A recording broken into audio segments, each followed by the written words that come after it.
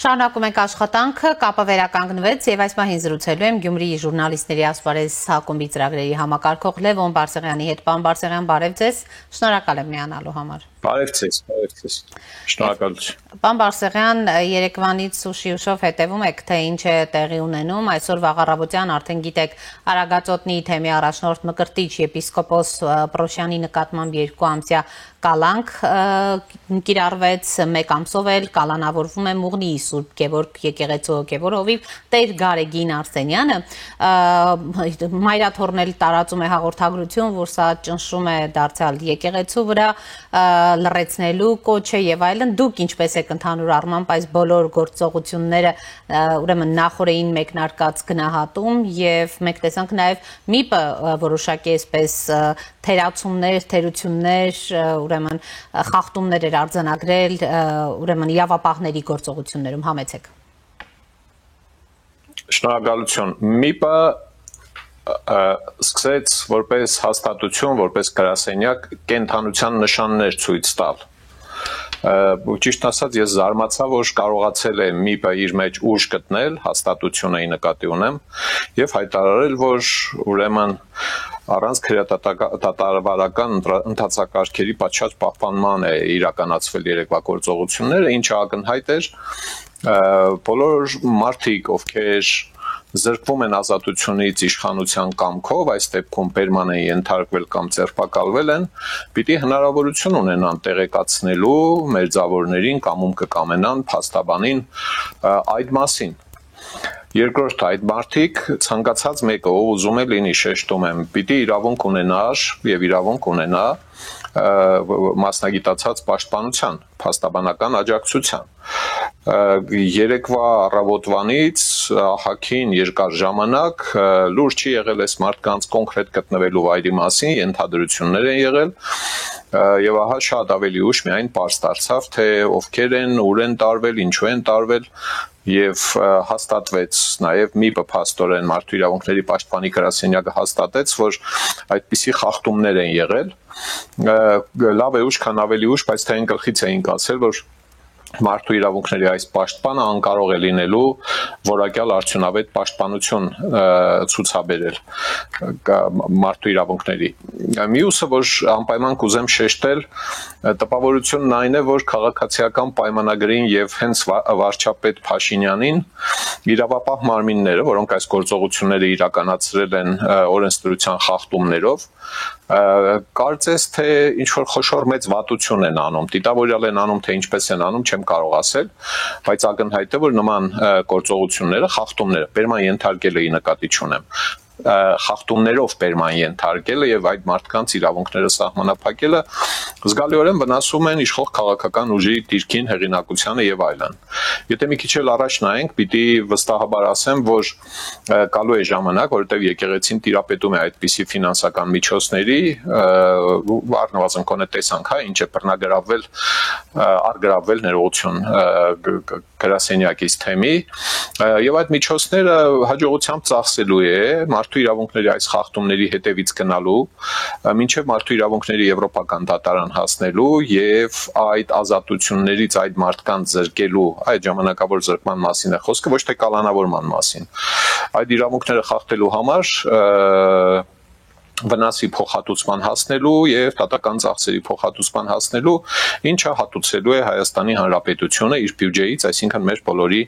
գրպաններից։ Ահա սրանք են շարունակական հետևանքներն են, որոնք լինելու են կոնե այդ դրվագի մասով։ Հիմա գալով գործի բուն էությանը, գործի ինչքան որ մեզ հայտնի է, որովհետև մեզ շատ բան հայտնի չէ, այնուամենայնիվ, ինչքան ես հասկացա, ամբողջ պատմությունը վերաբերվում է հոգևորականներից մեկի հանրային հեռուստատեսության եթերում արած հայտարարության հետևանքներին, որ եղել է հավաքներին մասնակցելու ուրեմն ճնշում, պարտադրանք, ինչը քրեորեն հետապնդելի արարք է, կոնե 18 թվականից հետո քրեական օրենսգրքի մեջ այդ դրվագները ներառվել են, խստացվել են եւ այլն։ Եվ իրավական պետության մեջ որևէ մեկի նկատմամբ անկախ անձերից նման ճնշումը, թելադրանքը, պարտադրանքը քրեորեն հետապնդելի պիտի լինի։ Մեր երկրի դեպքում լավ կլիներ իհարկե, որ իրավապահ համակարգը հանրային հեռարձակողի եթերում արված այդ հայտարարության հետքերով սկսեր ուսումնասիրել նյութեր, ինչ կարող է այդտեղ լինել, ընդհանրապես ապավինենք տրամաբանությանը։ Մի տարբերակը հազար ներողություն այն է, որ հոգևորականը, եթե չեմ սխալվում, Տեր Արամ անունով ստել է, զրպարտել է, բաներ է ասել, հա, դա քննությունը պիտի պարզի, էլի, հորս արև, ձեռս ավետարանի վրա տնեմ, երթվեմ, բաման, դրանով չի պարզվում։ Ով պիտի պարզի, ով ունի նման լիազորություն, պետական լիազորված մարմինը, իրավապահ համակարգը, քննչականն է եւ այլն։ Երկրորդ այն է, որ այդ տեղեկությունները ճիշտ են։ Եթե ճիշտ են, ուրեմն տեղի է ունեցել քրեական հանցագործություն։ Հիմա հրապարակավ արված այդպիսի հայտարարության ետևից պիտի գնա պետական իրավապահ համակարգը։ Հայաստանյան լրատվամիջոցների դաշտում հեռարձակող լրատվամիջոցներ մի քանի տասնյակ կայքեր, ինտերնետային, յութուբյան ալիքներ, Facebook, որի մեջ այս ամբողջը տոտալ մոնիտորինգի ենթարկել ոչ մի երկրում ոչ մի իշխանություն չի կարող, որովհետև մոտավորապես մի բնակչության 1/4-ը պիտի զբաղվի դրանով, տնել մոնիտորինգ անը, այսինքն այդքան մարդ պիտի աշխատի իրավապահ համակարգում, որ կարողանան նորմալ հսկել, պլյուս իրենց մասնագիտական կարողությունները, բայց ինձ թվում է, որ պետական իշխանությունը կոնե պիտի այդ լրատվամիջոցներից համեմատաբար ազդեցիկների նկատմամբ տոտալ մոնիտորինգ սահմանի, հսկողություն սահմանի, ինչ որ մեկը կարող է ելնել որևէ մի հեռուստաալիքի եթերում, ասի որ այն օրը տեսա, որ եկել էս ինչ բանկը թալանում էին։ Չպիտի լինի, որ ինչ-որ մեկը պարտադիր պիտի սկսի հաղորդում ուղարկել հանցագործության մասին կամ տեղեկություն ուղարկել, թե հարգելի իշխանություն, դատախազություն, տո չգիտեմ, ԱԱԾ կամ ինչ է, քննչական կոմիտե կամ ոստիկանություն, տեր եղեք, այսպիսի լուր եմ ստացել։ Հիմա, եթե բոլոր լրատվամիջոցները կողքի տնենք, գոնե ակնհայտ է, չէ, որ հանրային հեռուստատեսության եւ հանրային ռադիոյի հեռարձակումները կամ հաղորդումները, նաեւ ուրեմն մուլտիպլեքսներով լիցենզիաներ ստացած հաղորդումներ պատրաստող ռադիո-հեռուստատեսային հաղորդումների նկատմամբ լրատվական բլոկների, լավ, ֆիլմերը պետք չի, որ հսկի բանը, ինչ է անունը, իրավապահ համակարգը հսկեն, տեսնեն այնտեղ հաղորդում կա հանցագործության մասին, թե չկա։ Արդյոք դա արժե անել, թե չարժե անել։ Ինձ թվում է, որ տոտալիտար համակարգից այսպես մի ոտը դուրս դրած եւ անկախ պետականության անցնող երկրում դա պարտադիր է։ Պարտադիր է մանավանդ, երբ ակնհայտ է, որ բազմաթիվ լրատվամիջոցներ գործում են սև ստվերային փողերով։ Հայաստանի Հանրապետությունից գողացված փողերով աշխատող լրատվամիջոցներ են եւ սպասարկում են իրենց տերերին այն հաշվով, որ պիտի նրանք վերադառնան իշխանության եւ բերեն են դրախտը, որը կորցրել են 18 թվականին։ Հիմա այս դեպքում պետական իշխանության պետք չէ։ Ես էլ եմ առիթ ունեցել մի քանի անգամ նման հաղորդումներ ուղարկել ոստիկանություն, թե տատախազությունն արդեն չեմ տարբեր տեղեր իմ նկատած հանցագործությունների մասին հաղորդումների կամ լուրերի վերաբերյալ, որը իրենք չեն նկատել։ Ինչ որ մի ապուշ բռնել գրել էր, որ այս մարդիկ այսքան փող են ստացել Արցախը ծախելու համար։ Միլիոն, միլիոն ու կես, միլիոն 200,000, 4-5 հոգու անուն էր տվել։ Պետական իշխանության պետքը չէ ոնց որ թե այդ բանը հանցագործություն է դա թե ոչ, եթե նման բան տեղի ունեցել է, իհարկե հանցագործություն է։ Հաղորդում եմ ուղարկել, մի տարի քննել, վերջում ինձ պատասխանել են, որ ուսումնասիրել ենք, հանցակազմ հիմքեր չենք գտել, որևէ մեկը չի մեղադրվել, օքեյ, հասկացանք, դրանից հետո ես հանգիստ խղճով հայտարարեցի, որ այդ ինչ մեկը, այդ ստահակը զրպարտիչ է։ Այդ զրպարտիչ կոչվածը, որի մասին խոսում եմ, քաղաքական ընտրապայքարի է մասնակցում, հանրայինի եթերում հեռուստահաղորդումների է հրավիրվում, բանավեճերի է մասնակցում եւ այլն եւ այլն։ Այդ դեպքից հետո էլի նույնիսկ։ Մի խոսքով, ասածս այն է, որ ստեղ Դանիել Լեոնիսյանի տված հաղորդումը եւ պատշաճ է, եւ իրավական իմաստով արդար է։ Ներողություն, ես քննադատողներին չեմ հասկանում։ Այն որ ղժում փորում են հուդան, երկու հուդա կա էս երեկվա ընթացքում երկու հուդա է հայտնաբերել այդ խումբը, այդ խմբակը, ուրեմն մեկը այդ հաղորդման ժամանակ ճնշումների մասին խոսացած քահանային են հուդա կոչում, մյուսը Դանիելին են կոչում հուդա, ինչու, որովհետև իրենք մնացել են կեղծ արժեքների դաշտում։ Մնացել են այնտեղ, որտեղ նորմալ է հանցագործությունը եւ հանցագործության կոծկումը։ Համի եթե իրենց մասին լինի նման հայտարարություն, իրենք ինչ են անելու, իրենք դիմելու են իրավապահներին, թե չէ։ Եթե ասեմ, որ ասենք այս ինչ մեկը, որը շատ դժգոհ է եւ կոչում է գործ տվողներ, այն մարդկանց, ովքեր հաղորդում են ուղարկում տատ, այդ մարդկանց հասցեին շատ նենք հանցագործության մեղադրանքներ հնչեցնեն։ Իրենք դիմելու են իրավապահներին, թե համարելու են, որ դա գործ տալ է, չարժե նման բան անել։ Դա սխալ է։ Ինչով է սխալ։ Դա սխալ է այլանդակ սովետի, գաղութատիրական սովետի զոնային պանյատներով։ Այդ տեսանկյունից այո, դա սխալ է։ Հիմա պարոնայք եւ տիկնայք, ջահելներ եւ ջուհուրներ, պաշտոնյաներ եւ նախկին պաշտոնյաներ, քաղաքացիական պայմանագրի հետ համագործակցածներ, նրա մոտ պաշտոնյաներ, եղածներ եւ չեղածներ, ձեզ հոգեվորականներ համարող, տո ձեզ քրիստոնյա համարողներ։ Եկեք մի հատ կողմնորոշվեք, էլի։ Դուք ում կողմից եք։ Հանցագործությունը կոծկելու կողմից եք, թե հանցագործությունը բացահայտելու կողմից եք։ Շեշտում եմ, եթե քննում են ու պարզում են, որ այդ քահանա է երևի, ստել է, զրպարտել է հանրային հեռուստատեսության եթերում Պետրոս Ղազարյանի հետ հարցազրույցի ժամանակ։ Ախպեր ամեն պարսավանքի արժանի է այդպիսի մեկը կեղծ մատնության համար։ Դա ինչ քննարկելու բան է։ Եթե դրա համար կա քրեական պատասխանատվություն, պիտի կրի քրեական պատասխանատվություն ինչ որ մեկին կեղծ մատնելու համար։ Հիմա այս գործի շրջանակներում այդ հայտարարության հիման վրա այդ քահանան էլ է հարցաքննվելու։ Այդ հոգևորականը այնտեղ չի կարող ասել, չեմ հիշում ով էր ինձ ասած եւ այլն, եւ պիտի անուններ տա, պիտի պատմի, որտեղ հրապարակավ հայտարարել է։ Եվ եթե այդ ամբողջը ինքն այնտեղ պատմում է, գործ ուսումնասիրում են, քննում են, պարզում են, որ տեղի է ունեցել հանցագործություն։ Ուրեմն լավ է արել, որ մարդը հանցագործության մասին հաղորդել է, վատ է արել, որ ժամանակին չի հաղորդել։ Դա ուրիշ խոսակցություն է իհարկե։ Եթե դրա համար էլ կա քրեական պատասխանատվություն, պետք է կրի։ Ոչ թե 4 տարի հետո հենց ոտը տրորեն ելնի խոսի այն մասին, որ ժամանակին իրեն ճնշել են։ Այդպիսիք շատ կան, չէ՞ մեր իրականության մեջ։ Եվ վերջապես, եթե գործը կպարզի, որ այս մարդը բան է, ստել է, զրպարտել է, բան է արել, հա, համապատասխան քննադատություն։ Բայց Դանիել Իոնիսյան քննադատության թիրախ չէ։ Կեղծավորների քննադատության թիրախ, ինչի ես գործ տվել։ Այս զուլումներդ պլի, բա որ ձեզ նման մեղադրանքներ տան։ Դուք խելոք նստելու եք, մինչև ամբողջ հասարակությունը զարգացնի այդ մեղադրանքը եւ ձեզ անպատվի, որ դուք ստոր սրիկա բաներ եք, ցեն չեք անելու, հա։ Նախ եւ առաջ մեղքը պետական իշխանությանն է, իրավապահ համակարգինն է, որը ժամանակին չի արձագանքել դրան։ Հանրայինի ալիքով հնչող հարցազրույցը, լուրերի թողարկումները ինչի է վրիպել ուշադրություններից հետ։ Ինչու է վրիպել։ Ինչու պիտի վրիպի։ Լավ է արել, հաղորդում է տվել,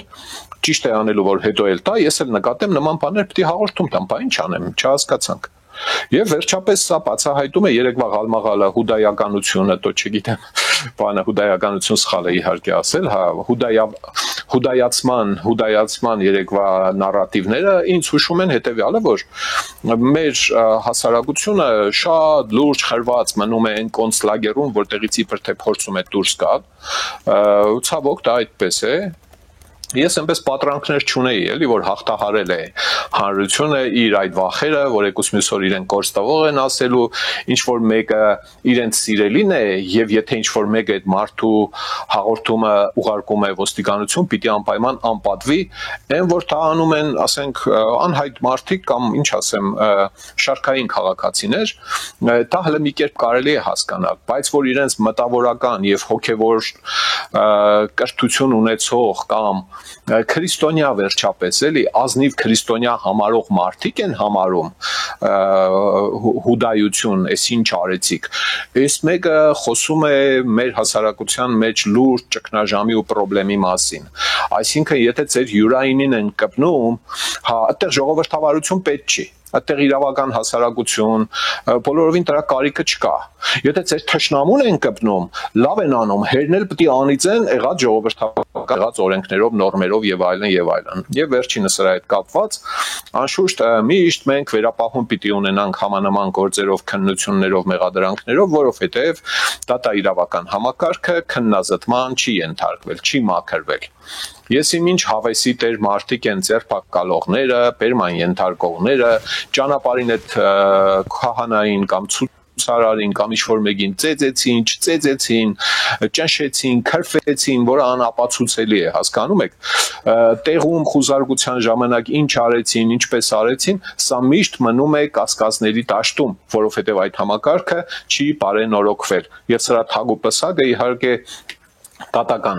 համակարգն է, որը այդպես էլ մնաց համակարգ եւ առայժմ չի դարձել տատական իշխանություն, որին ժողովուրդը անվերապահորեն կվստահեր։ Անվերապահորեն, որ ասում եմ, մինուս 1, 2, 3, 5% ասենք, էլի։ Իսկ հիմա այդպեսին չէ վիճակը, որտեղ այս իշխանությունը չուզեց բարեփոխել տատաիրավական համակարգը արմատապես։ Եվ շատերի մոտ տպավորություն կա, որ ծառայեցվում է իշխանության հետաքրքրություններին եւ շահերին։ Տեսեք, պարոն Բարսեղյան, Մայրաթոռը փաստորեն սա դարձյալ եկեղեցու նկատմամբ հետապնդում է դիտարկում, գնալով սրվում է եկեղեցի իշխանություն, այսպես ասած, առճակատումը, որը ամիսներ առաջ գլուխ բարձրացրեց եւ փաստորեն գնալով էլ ավելի ուրեմն նոր շերտեր է ստանում։ Երկու հանգամանք կա այստեղ, մեկը որ պիտի շեշտեմ, ցանկացած մարդ եւ մարդկանց միություն, կրոնական կազմակերպություն, արմիություն, ՀԿ իրավունք ունի հայտարարություն անել, ինչ կկամենա։ Հայտարարության մեջ հաղորդում կա հանցագործության մասին, իշխանությունը պիտի զբաղվի։ Ուրեմն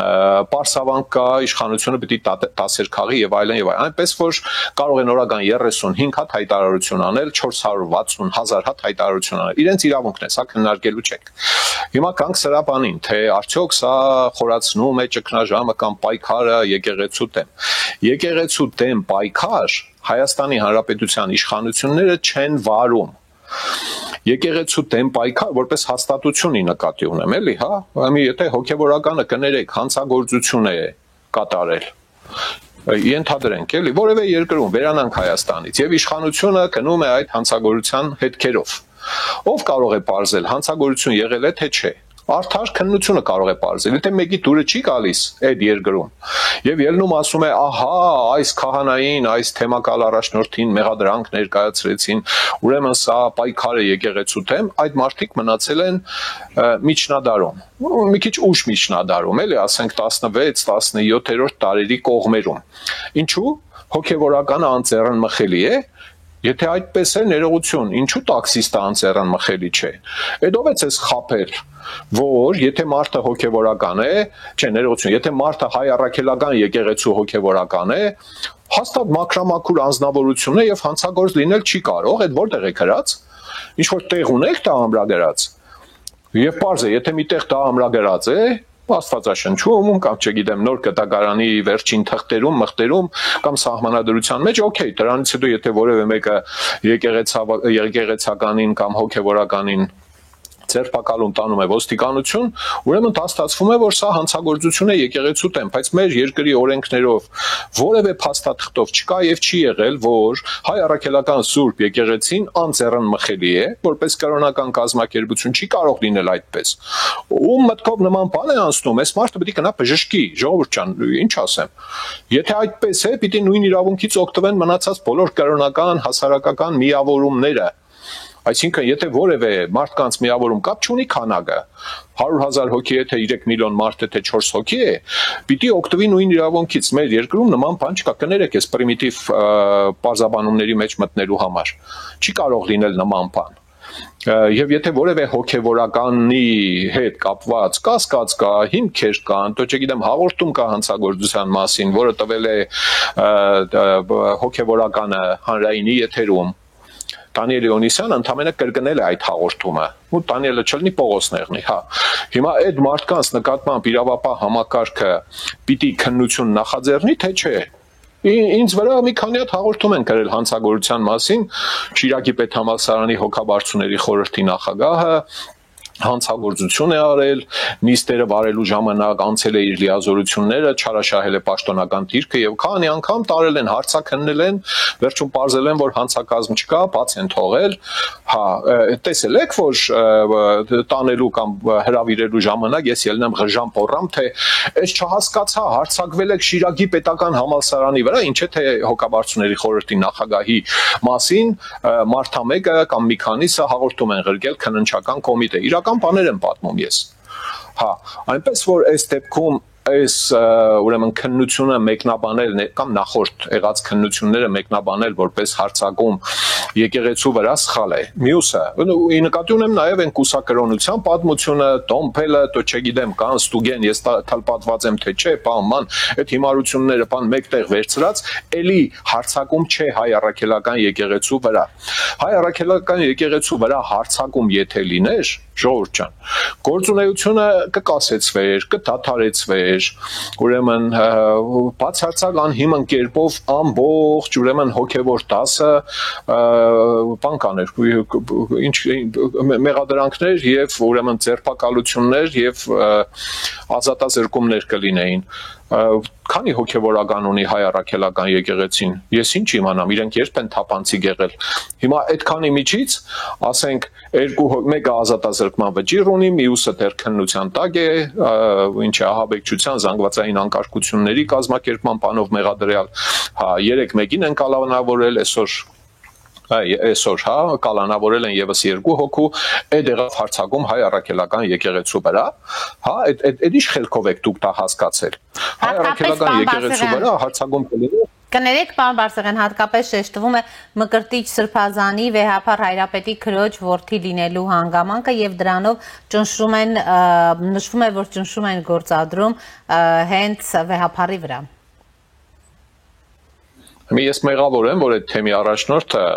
կաթողիկոս Գարեգին Ներսիսյանի քրոջ որդին է, կամ եթե ինչ-որ մեկը կաթողիկոսի քրոջ որդին է, ինքը չի կարող լինել մեղադրյալ կասկածյալ, հասարակ հարց եմ տալիս, էլի, պիտի բացատրեն մարդիկ, էլի, այսինքն եթե կաթողիկոսի զարմիկն է, ինչ-որ մեկը, կամ զարմուհին է, ուրեմն հաստատ ինքը անկարող է հանցագործություն գործել, բայց ներողություն մի բան ասեմ, չեմ ուզում վիրավորել որևէ մեկին, եթե որևէ մեկը ընդհանրապես անկարող է հանցագործություն գործել, իրավագիտության մեջ համարվում է դա անմեղսունակություն։ Այս դեպքում ես վստահ եմ, որ պարոն Պրոշյանը անմեղսունակ չէ, բարեբախտաբար։ Այսինքն մեղսունակ ենք մենք բոլորս, եթե դեռ չկա բժշկի եզրակացությունը, որ որևէ մեկը մեզնից անմեղսունակ է։ Հիմա այս մարդը մեղսունակ է, եւ այդ մեղսունակության հիման վրա, հաղորդման հիման վրա հետախուզություն, խուզարկության արդյունքներով եւ մեզ անհայտ գուցե տեղեկություններով քննչական կոմիտեն դիմել է դատարան, միջնորդել է կալանքի մասին եւ կալանքի որոշում է կայացվել։ Քննությունը պիտի ցույց տա ինչն ինչոց է։ Շեշտում եմ այդ մարդկանց բերման ենթարկելու ազատությունից զրկված պահելու գործընթացները եղել են կոպիտ իրավախախտումներով։ Իշխանությունը պիտի սա ընդունի։ Քննչական կոմիտեին ոչինչ չի խանգարի, որ այսօր ելնի հայտարարությամբ հանդես գա, որ ինքը խախտել է այս դրույթները, բայց այդտեղից լիքը պատմություններ են բացվում, որոնց մի մասը ես սկզբում թվարկեցի։ Այնպես որ բոլոր նրանք, ովքեր համարում են, որ այսինչ պաշտոնյա է այս դեպքում հոգևոր առաջնորդ կաթողիկոս Գարեգին Ներսիսյանի ազգականները անձեռն մխելի են մեղայացու, ուրեմն պիտի կարողանան գնալ բժշկի մոտ ստուգման, լուրջ եմ ասում, չեմ հեգնում, ժողովուրդ պիտի գնան հոգեբուժական ստուգման, բացատրեն, թե ինչպես կարող է Հայաստանի Հանրապետությունում գործող օրենսդրության շրջանակներում, երբ իրավապահ համակարգը հիմքեր ունի կասկածելու, ինչ որ մեկի հանցակից լինելու, հանցագործ լինելու, չգնա հետաքննություն չանի։ Ուրեմն այդ քննչական կոմիտեն պիտի հայտարարվի անմեղսունակ։ Հենց այդպես։ Եթե հաղորդում ունես հանցագործության մասին չես զբաղվում դրանով, ուրեմն անմեղսունակ ես, վերջացավ։ Հիմա գնացել են շատ կոպիտ խախտումներով, արել են գործողությունները, որի մասին երեք սաղորն ու այսօր խոսվեց ու դեռ երկար խոսվելու է։ Հա, վերջը կալանքի, որ իսկ բաններն էլ էին զարմիկներ, Շիրակի թեմի առաջնորդն էլ էր, կաթողիկոսի զարմիկը կամ ինչ է, Տավուշի թեմի առաջնորդն էլ էր զարմիկը, բարեկամ էին, ազգական էին, չէ։ Հա, վերցնել քշել ես ամբողջը։ Գիտեք, մյուս կողմից էլ բան կա այստեղ։ Բոլոր նրանք, ովքեր խոր ատելություն ունեն իշխող քաղաքական ուժի նկատմամբ, պատրաստ են մասնակցել բոլոր հնարավոր բողոքի միջոցառումներին, աղմուկներին, ատելության խոսքի տարածմանը, անկախ դրանց բովանդակությունից։ Կատակ չեմ անում եւ չեմ հեգնում, էլի, հա։ Ինչ-որ մեկը եթե ելնի ասի եկուց մյուս օր, որ ասենք Փաշինյանենք քաղաքացիական պայմանագիրը այսինչ խմիչքի մեջ թույն է լցնում եւ տարածում է, թույնը կներեք այս բանի համար, հա, պետք է ելնեն եւ ասեն մենք պայքարում ենք, որպեսզի խմիչքները մաքուր լինեն։ Ես հասկանում եմ ատելությունը իշխանության նկատմամբ, զզվանքը, տո եսիմ ինչ է անունը, սուպեր դժգոհությունը եւ բնական է, գործող իշխանության նկատմամբ ցանկացած երկրում պիտի լինի դժգոհության որոշակի ծավալ։ Հա, մեր դեպքում բողոքի քվեն ահռելի ծավալ ունի եւ որտեղ ինչ որ մի թեմայով ով ինչ հանրահավաք, բողոքի ակցիա, ստորագրահավաք, ես իմ հացադուլ գործադուլ անի, միշտ գտնվելու են մարդիկ, որոնք ելնելու են ասեն, ահա, եկավ եւ հիմա այս դեպքում արդեն եկեղեցին են կործանում։ Եթե այս իշխանությունը կամենար եկեղեցին կործանել, օրինակի համար, բանը չէր ազատի բարեգործության համար մաքսատուրքի եւ ավելացված արժեքի հարկի վճարներից, ինչից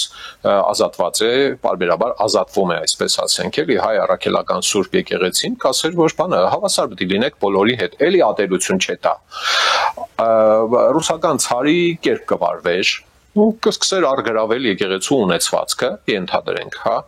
կասեր, բանը ժամերգությունը բերեք ռուսերեն արեք, կոպիտ բաներ եմ ասում, հա, կամ կասեր բան եք անում, եկամտահարգը Հայաստանի մնացած բոլոր աշխատողների համար մնում է այն դրույքաչափերով, տոկոսներով, բաներով, ինչ կա, իսկ հայ առաքելական եկեղեցու կրոնական կազմակերպության մեջ աշխատողների համար եկամտահարգը օրենքով սահմանում ենք 98%, կամ 73%, հա, այդ դեպքում հեշտությամբ կարելի կլիներ ելնել ասել, որ ահա, տեսեք, այս մարդը զուտ խտրականություն է իրականացնում, ինչի՞ պիտի մնացած կրոնական կազմակերպությունները իրենց աշխատողների համար եկամտահարկ վճարեն գործող օրենսդրությամբ, իսկ հայ առաքելական եկեղեցու համար եկամտահարկը կրկնապատկվել է, ասենք, դարձել է 60%։ Հիմա այս իշխանությունը այդ բաները չի արել ու չպիտի անի իմ կարծիքով, հա, ոչ մի խտրականություն չպիտի լինի։ Դրա փոխարեն ունի այսպես կոչված պոզիտիվ խտրականություն, ինձ կդատապարտեն այդ ձևակերպման համար, արտոնյալ ռեժիմ ունի ապահոված տասնամյակներ շարունակ եւ այս իշխանությունը 7 տարի շարունակում է զարգացնել այդ արտոնյալ ռեժիմը հայ առաքելական եկեղեցու համար։ Խոսքը բարեգործության անվան տակ Հայաստան ներկրվող, ուրեմն ապրանքների, բարիքների, ես չգիտեմ ինչերի մաքսատուրքից ազատած լինելն է, դիմումների հիման վրա ավելացված արժեքի հարկ, ֆիսկալ ռեժիմ չսահմանել կանխիկ գործարքների հետ կապված։ Այս մասին խոսել եմ, շատ եմ խոսել, շատ վաղուց եմ խոսել, այնպես չէ որ ես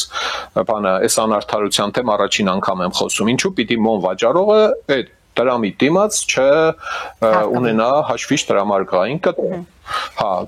հարգը չէ, հələ ուշադրություն դարձ։ Ես խոսում եմ հələ ֆիսկալ հաշվետվողականությունից, այսինքն պիտի արձանագրվեն կանխիկ ֆինանսական շարժերը Հայաստանի Հանրապետությունում ընդհանուր առմամբ։ Որտեղ խոսքը հարևանին փող տալու մասին չէ։ Ուրեմն առևտրի ծառայությունների դիմաց, ապրանքի դիմաց, ուրեմն վճարները պիտի արձանագրվի պետական համակարգում, վատ բան կա ասածիս մեջ։ Հիմա հայ առաքելական եկեղեցին մոմը, օրինակ, էլի, հա, ծախում է եւ չկա դրա համար հաշվիչ տրամարկղային կտրոն։ Ինչի՞ պիտի չլինի։ Ինչու՞ պիտի չլինի։ Ինչու՞։ Բանը սրճարանը, որը ունի, ասենք, 3 աշխատող եւ սպասարկում է ամսական ենթադրենք 1 միլիոն դրամի չափով շրջանառություն ունի, ինքը պիտի այդ ամբողջը հստակ արձանագրի, իսկ հսկայական ազդեցություն ունեցող հավակնություն, ախորժակ, ճաշակ ու չգիտեմ ինչ ունեցող կրոնական հսկա կազմակերպությունը իր ֆինանսական շարժերը, կանխիկ ֆինանսական շարժերը չպիտի արձանագրի, այստեղ հարցս պետական իշխանությանն է ուղղված։ Ում էլ ասես, որ դու չպիտի արձանագրես, ինքը երջանիկ կլինի, իհարկե, այ քեզ բան։ Հա, մի պետական իշխանությունը սրանք չի արել ու հայ առաքելական եկեղեցին ասում է, թե հալածում են, չգիտեմ ինչ եւ իր բաները, ինչ է, մերձավորները։ Կամ դուք հարգելի բիզնեսմեններ, մարդիկ, ովքեր հարգուտուրք են վճարում ու որոշել եք, որ այս իշխանությունը հալածում է հայ առաքելական եկեղեցուն։ Ձեզ հարց տալիս եք, թե ինչու եք դուք այդ հարգուտուրքը վճարում, ՀԴՄ խփում, որտեվ եթե չխփեք այդ մի բաժակ կոֆեի համար, գալու են հերերը դանից են հարգայինից։ Իսկ այդ խոշոր կրոնական կազմակերպությունը առասպելական դրամաշրջանառությամբ պիտի ֆինանսապես չարձանագրվի։ Հələ ուշադրություն դարձրեք, ես հարգուտուրքից չեմ խոսում։ Մոմը ակցիզային հարկով պիտի հարգվի, թե ոչ։ Ինչ է ակցիզային հարկը, շքեղության հարկն է այսպես ասած, շոկոլադ, ոսկի, բենզին, այսինքն այն ապրանքներն են, որոնք առաջին անհրաժեշտության ապրանքներ չեն։ Եվ շոկոլադի առևտրով զբաղվող ընկերությունները ծախելուց խանութները, բաները անպայման ակցիզային հարկը մեջն են ծախում այդ անդերի։ Հիմա այդ ինչպես եղավ, որ մոմը այնպիսի հանապազորյա բան է հացի պես, էլի, չէ, բոլորովին ղուրբանս է եղել։ Մոմ եք վաճառում, հավատացյալը որոշել է, որ պիտի մոմ կնի, լավ է արել։ Ակցիզային հարկը ուր է դրա միջի։ Հələ ես այդ մասին չեմ խոսում, ժողովուրդ ջան։ Ես խոսում եմ եղած ֆինանսական շարժերը արձանագրելու մասին։ Վճար կոնկրետ ծառայության դիմաց լավ է կանում։ Պսակադրության ծառայություն է, դո մկրտություն է, լավ է կանում, ճիշտ է կանում, ձեր իրավունքն է, կրոնական կազմակերպություն է։ Բա հաշվի տրամարկային կտրոն, հարգելի պետություն։ Ինչու՞ չես պարտադրել կրոնական կազմակերպություններին։ Ահա ստեղ է որ բացարձակ անհետեթ են այն մեղադրանքները, թե պետական իշխանությունը հալածում է եկեղեցուն, իա, այս հալածանք է, հա, փաստորեն, այս կներեք, այս շոկոլադ ռեժիմը, հա, այս կայֆոտ ռեժիմը, որ ապահովված է տասնամյակներ շարունակ այդ կրոնական կազմակերպության համար, պարզվում է, որ հալածանք է։ Մեղքը պետական իշխանությանն է ընդեղից սկսած մինչև հիմա, հա, որ շատ կոնկրետ արդարություն չեն սահմանել ֆինանսական շարժերի դաշտում բոլոր հնարավոր կազմակերպությունների համար։ Իմ համոզմունքը այն է, որ հայ առաքելական Սուրբ եկեղեցին ու մնացած եկեղեցիներն ու մնացած կրոնական կազմակերպությունները ուրեմն չպիտի ազատվեն բարեգործության համար արտոնյալ ռեժիմ չպիտի ունենան ապրանքներ ներկրելուց մաքսավճարի եւ ավելացված արժեքի հարկի բոլորը պիտի վճարեն, հետո պիտի դիմեն պետական հանձնաժողովին, այդպիսի հանձնաժողով կա, որը որոշում է ազատել այդ հարգուտուրքից, ներկայացնեն իրենց բարեգործությունը, պատրաստ լինեն վերահսկվելու Դե օրինակ, եթե ինչ-որ մեկը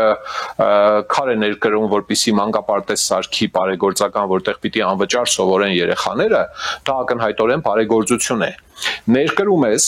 մաքսավճարը վճարում ես, ավելացված արժեքի հարկը վճարում ես, ամբողջ շինարարության ժամանակ գործող հարկուտուրքը վճարում ես, գործը ցույց ես տալիս պետությանը, ասում ես, տեսեք, ստեղ սովորում է 43 երեխա, անվճար է սովորում։ Իմ ծախսերը այսքան է, խնդրում եմ, այս չափով վճարել ենք հարկուտուրքը, հա, այսին չափով մեզ վերադարձնել, ոչ թե ազատել են գլխից, վերադարձնել։ Հիմա մինչև հիմա ահռելի քանակի ապրանք է ներկրել հայ առաքելական եկեղեցին Հայաստան։ Այս տնտեսական բաղադրիչը, եթե կուզեք, հա, այս ամբողջ բազարի մեջ, պատմության մեջ, ամենակարևորներից մեկն է, որը վառում թողնում է, էլի երևի, եւ իշխանություններին եւ եկեղեցուն։ Հիմա այդ ապրանքները, որ բարեգործության Եթե ամփոփենք մեր ժամանակը սպառվում է, պարոն Բարսեղյան, եթե ամփոփենք, այո։ Ամփոփելը հետևյալն է, պետական իշխանությունը լրջորեն թերացել է իր առաքելության մեջ։ Մի կողմից իրավապահ համակարգը չի բարենորոգվել, ընթացակարգային կոպիտ խախտումներ է իրականացրել, ուշ է արձագանքում հաղորդումներին, հանցագործությունների մասին եւ իհարկե շատ վաղուց պիտի ունենար պետություն, եկեղեցիներ, բոլոր եկեղեցիներ, հարաբերությունները արդարորեն սահմանած, արտոնություններ չպիտի լինեն։ Այս է իմ խոր համոզմունքը։ Կանեն չեն անի, չգիտեմ։ Շնորհակալ եմ, պարոն Բարսեղյան։ Շնորհակալություն։ Հիշեցնեմ զրուցում է Գյումրիի Ասպարեզ ակումբի ծրագրերի համակարգող Լևոն Բարսեղյանի հետ։